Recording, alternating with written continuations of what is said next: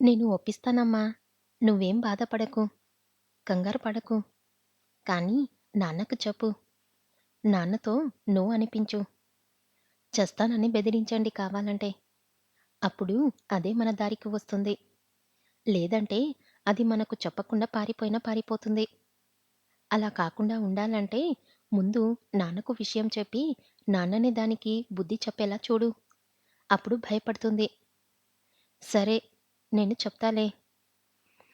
మహాలక్ష్మి వాళ్ళ అమ్మ వాళ్ళ నాన్నతో కిరణ్ చెప్పిన విషయం చెప్తుంది. ఆయన కూల్‌గానే నాకిదంతా ముందే తెలుసు. అందుకే ఈ సంబంధం చూసా అని చెప్పారు. అవునా? మీకెలా తెలుసు? వాడి అక్క పెళ్ళికి మహాలక్ష్మి వెళ్లి 3 రోజులు ఉందంట. నాకు తెలిసిన వాళ్ళు చూసి చెప్పారు. అప్పుడే డిసైడ్ అయ్యా.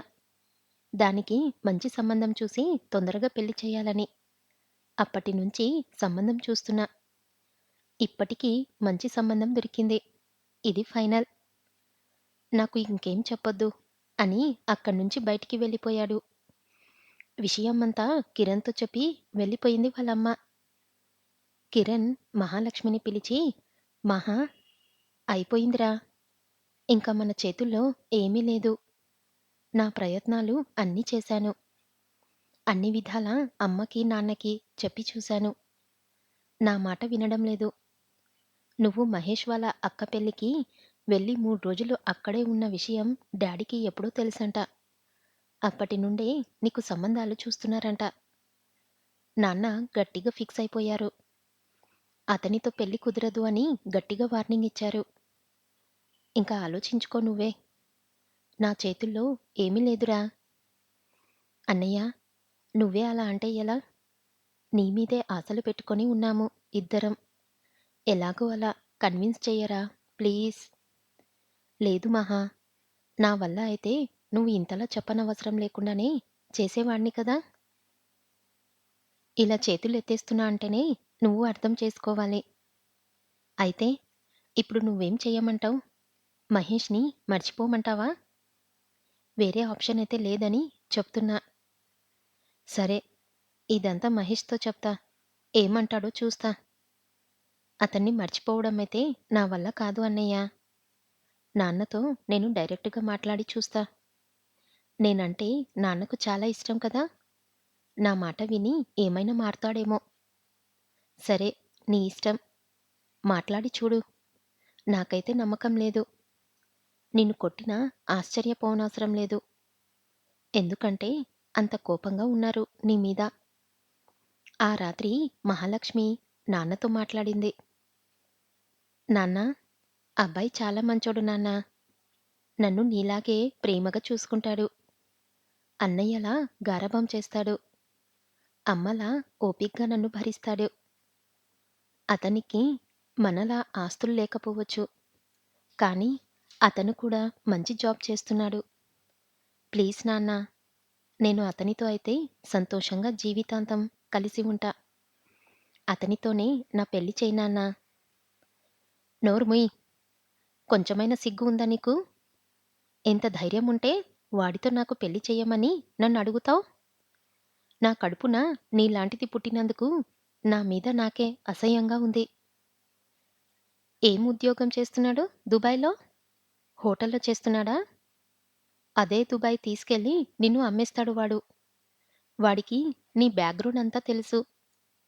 నీ ఆస్తి కోసమే వాడు అమాయకురాలివైన నిన్ను వలలో పడేశాడు. పిచ్చిదానిలా వాడి మాటలు నమ్మి ప్రేమ, దోమ అంటూ వాడి చుట్టూ తిరిగి ఇప్పుడు చూడు, అందరికీ తెలిసిపోయింది మీ వ్యవహారం. నా పరువు అంతా పోకముందే నిన్ను వేరే వాళ్ళకి ఇచ్చి పెళ్లి చెయ్యాలని హడావుడిగా ఈ సంబంధం ఓకే చేశాను. లేదు నాన్నా, మీరనుకున్నట్లు మహేష్ ఆస్తి చూసి నన్ను ప్రేమించలేదు. నేనంటే అతనికి ప్రాణం. నీ తల్లిదండ్రులు ఒప్పుకోకపోతే నాతో వచ్చేయ్. నీ ఆస్తిపాస్తులు కూడా నాకేం అవసరం లేదు అని అనేవాడు తెలుసా? అదే వాడి తెలివి. నువ్వు ఎలా చెప్తే నమ్ముతావో అలానే మాట్లాడాడు. మీరు అతని గురించి పూర్తిగా తెలుసుకోండి నాన్నా. అయినా కూడా మీకు నచ్చకపోతే చెప్పండి. తెలుసుకున్నాకే చెప్తా. నాకు నచ్చలేదు. ఓకేనా? ఇంక వాడి టాపిక్ తీయకు. నిన్న వచ్చిన వాళ్ళది చాలా మంచి సంబంధం. వచ్చే వారమే మీ ఎంగేజ్‌మెంట్. నువ్వు ఇంకా సిటీకి వెళ్ళనవసరం లేదు. ఇక అదంతా మర్చిపో. హాయిగా బతుకుతావు. నేనతన్ని మర్చిపోవడం అంత సులభం కాదు నాన్నా. అతను కూడా నన్ను మర్చిపోలేడు. అతనిని నువ్వు మర్చిపోలేకపోతే మమ్మల్ని మర్చిపో. నేను చచ్చాననుకొని వెళ్ళిపోయి అతనిని పెళ్లి చేసుకొని హాయిగా ఉండు. గడప దాటిన మరుక్షణమే నేను, అమ్మ ఇద్దరం ఉరి వేసుకొని చస్తాం. నువ్వు మాత్రం వెళ్ళిపో. నిన్ను ఎవ్వరూ ఆపరు. రేపు ఒక్కరోజే నీకు టైం ఇస్తున్నా. వెళ్ళిపోవాలి అనుకుంటే రేపు వెళ్ళిపో. నువ్వు వెళ్ళకపోతే మాత్రం నిన్ను చూసిన అబ్బాయితోనే నీ పెళ్లి ఫిక్స్. బాగా ఆలోచించుకొని మంచి నిర్ణయం తీసుకో అని అక్కడ్నుండి వెళ్ళిపోయాడు. మహాలక్ష్మికి దుఃఖం ఆగలేదు. బోరున ఏడ్చేసింది. బాగా ఆలోచించుకుంది. అప్పటికే మహేష్ చాలాసార్లు ఫోన్ చేస్తూనే ఉన్నాడు. ఫోన్ సైలెంట్‌లో పెట్టింది. రాత్రంతా మహాలక్ష్మి మహేష్‌కి ఫోన్ చెయ్యలేదు. మహేష్ చాలా కంగారు పడుతున్నాడు. కిరణ్‌కి ఫోన్ చేసినా కూడా లిఫ్ట్ చేయడం లేదు. ఏం జరుగుతుందో ఏమో! ఆ సంబంధం ఖాయం చేశారేమో! నాకెందుకు చెప్పడం లేదు మహాలక్ష్మి? అని చాలా టెన్షన్ పడుతున్నాడు. రాత్రైనా మాట్లాడుతుంది ఏమో అనుకుంటే ఫోన్ స్విచ్ ఆఫ్ చేసింది. పొద్దున లేచి మహా ఫోన్ తీసి ఆన్ చేసి చూసింది. మహేష్ నుండి చాలా మెసేజెస్, మిస్డ్ కాల్స్ ఉన్నాయి. మహేష్‌కి ఫోన్ చేసింది. నన్ను మర్చిపో మహేష్. మన పెళ్లి జరగదు. పెళ్లి జరగాలంటే నా తల్లిదండ్రులు చచ్చిపోవాలి. కన్నవాళ్ళని చంపుకొని మనం పెళ్లి చేసుకొని సంతోషంగా ఉంటామా? నాకు నువ్వంటే ఇష్టమే. ఇష్టం కాదు, ప్రాణం. కానీ నా పేరెంట్స్ మన పెళ్ళికి చచ్చినా ఒప్పుకోరని నాకు పూర్తిగా అర్థమైంది. అందుకే నిన్ను వద్దనుకుంటున్నా. నన్ను క్షమించి మర్చిపో ప్లీజ్. మహా! ఏం మాట్లాడుతున్నావు నువ్వు? అర్థమవుతుందా? వాళ్ళు అలాగే బెదిరిస్తారు. ఇవన్నీ ఏం పట్టించుకోకు. ఇలాంటి నిర్ణయాలు తీసుకొని నన్ను చంపకు. అమ్మకు చాలా సీరియస్‌గా ఉంది ఇప్పటికే. నువ్వు కూడా నన్ను వదిలిపెడితే నాకు ఎవరున్నారు? అని ఏడుస్తున్నాడు మహేష్. బెదిరించడం కాదు మహేష్. నాన్న అన్నాడు అంటే మాట తప్పడు. నాకు నాన్న గురించి బాగా తెలుసు. నా చేతుల్లో ఏమీ లేదు. అయితే నేనైనా చావాలి. లేదంటే వాళ్ళని చంపాలి. లేదా వాళ్ళు చూసిన అబ్బాయిని పెళ్లి చేసుకోవాలి. ఇందులో నాకు వాళ్ళకు నచ్చే పని చెయ్యడమే మంచిదనిపించింది. ఇష్టమైనా లేకపోయినా వాళ్ళ కోసం నేను ఆ పెళ్లి చేసుకుంటాను అని ఏడుస్తూ చెప్పింది. మహాలక్ష్మి చెప్పిందానికి మహేషు అస్సలు ఒప్పుకోలేదు. అలా వద్దు. నేను వచ్చి మాట్లాడతాను మీ నాన్నతో. ప్లీజ్ నన్ను వదిలేస్తా అని మాత్రం అనకు. నేను బతకలేను అని బాగా ఏడ్చాడు. మహాలక్ష్మికి ఇక ఏం చెప్పాలో అర్థం కాక, సరే నువ్వు బాధపడకు. నేను ఏదో ఒకటి చేసి పెళ్లి ఆగేలా చూస్తాను అని చెప్పి పెట్టేసింది. కిరణ్‌తో జరిగిందంతా చెప్పింది మహాలక్ష్మి. మంచి నిర్ణయం తీసుకున్నావు మహా! ఏం బాధపడకు. వాడు చావడు. ఊరికే అలా బెదిరిస్తాడు. వాళ్ళ అమ్మానాన్నల కోసమైనా వాడు బతకాలి. కానీ తను వచ్చి నాన్నతో మాట్లాడతాను అంటున్నాడు. వద్దు. నాన్న వాడిని చంపినా చంపుతాడు. ఒక పని చెయ్. వారికి ఏమి చెప్పకు. ప్రస్తుతానికి పెళ్లి అయిపోయింది. నాన్నని కన్విన్స్ చేయడానికి ట్రై చేస్తాను అని చెప్పు. లేదంటే ఎంగేజ్‌మెంట్ ఆపడానికి ట్రై చేస్తాడు. వాడికి తెలియకుండా పెళ్లి జరిగిపోతే ఏ ప్రాబ్లమ్ ఉండదు. ఎలా అబద్ధం చెప్పనన్నయ్య? నా వల్ల కాదు. నీకు వేరే దారి లేదు. నా మాట విని ఈ ఒక్కసారికి అబద్ధం చెప్పు. నీ జీవితం, అతని జీవితం బాగుంటుంది. లేదంటే చాలా సీరియస్‌గా ఉంటాయి పరిస్థితులు. ఏడుస్తూ సైలెంట్‌గా ఉండిపోయింది మహా. కిరణ్ చెప్పినట్లే ఆ వారం రోజులు మహేష్‌తో మహాలక్ష్మి తనకి ఏ ప్రాబ్లమ్ లేనట్టుగానే మాట్లాడింది. పెళ్లి సంబంధాలు ఇప్పట్లో చూడటం లేదని, ఈ గ్యాప్‌లో నన్ను కన్విన్స్ చెయ్యొచ్చులే అని మహేష్‌లో అనవసరమైన ఆశలు పెంచింది.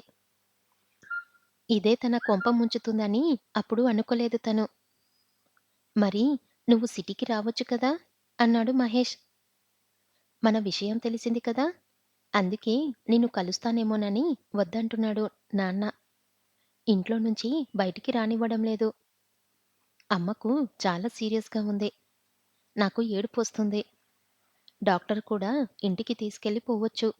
2 రోజుల కంటే ఎక్కువ బతకరు అని చెప్పారు" అంటూ బాధపడ్డాడు. "అమ్మ నీ గురించే ఎక్కువగా అడుగుతుంది. నిన్ను చూడాలంటుంది." మహాలక్ష్మికి చాలా బాధేసింది. "ఏం కాదు. అమ్మకి నువ్వేం బాధపడకు" అని ధైర్యం చెప్పింది. 2 రోజుల తర్వాత మహేష్ మహాలక్ష్మికి ఫోన్ చేశాడు. వాళ్ళ నాన్న పక్కనే ఉండటంతో ఫోన్ లిఫ్ట్ చేయలేదు. వెంటనే మెసేజ్ వచ్చింది. అమ్మ చనిపోయిందని. చాలా బాధపడింది మహా. "నాకు తెలుసు నీకు గుండె పగిలేంత బాధ ఉందని.